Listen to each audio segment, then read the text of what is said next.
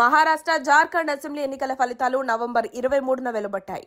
మహారాష్ట్రంలో ఘోరంగా ఓడిపోయిన కాంగ్రెస్ పార్టీ జార్ఖండ్లో కూటమిలో భాగంగా అధికారంలోకి రావడంతో పెద్ద ఊరట లభించింది. మరోవైపు తెలంగాణ సీఎం రేవంత్ రెడ్డి మహారాష్ట్రలో ప్రచారం చేసిన అన్ని చోట్ల ఘోరంగా ఓడిపోయింది.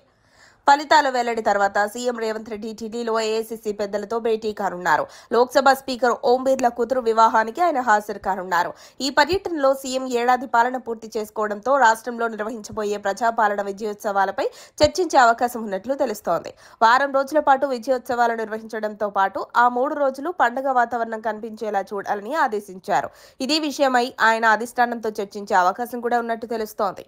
మహారాష్ట్ర జార్ఖండ్ ఎన్నికలు ముగియడంతో అందరి దృష్టి కేబినెట్ విస్తరణపై పడింది. అందుకే పనిలో పనిగా తెలంగాణలో ఖాళీగా ఉన్న 6 మంత్రి పదవులను భర్తీ చేసే ఆలోచనలో ఉన్నారు. ఈ నేపథ్యంలో కేబినెట్ విస్తరణలో ఎవరెవరికి అవకాశాలు దక్కబోతున్నాయనే దానిపై కూడా చర్చించే అవకాశం ఉన్నట్లు తెలుస్తోంది. మరోవైపు రాష్ట్రంలో ప్రభుత్వం కులగణన విజయవంతంగా నిర్వహిస్తున్న సంగతి తెలిసిందే.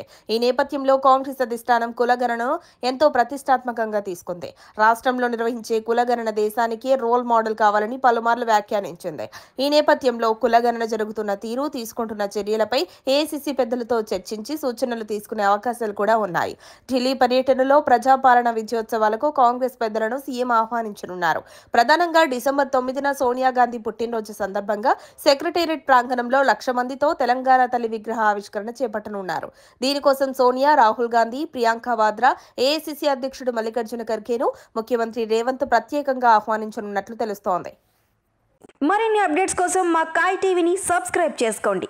మా వీడియో కనుక మీకు నచ్చినట్లయితే లైక్ చేయండి, షేర్ చేయండి. మీ విలువైన అభిప్రాయాలను కామెంట్ బాక్స్లో తెలియజేయండి.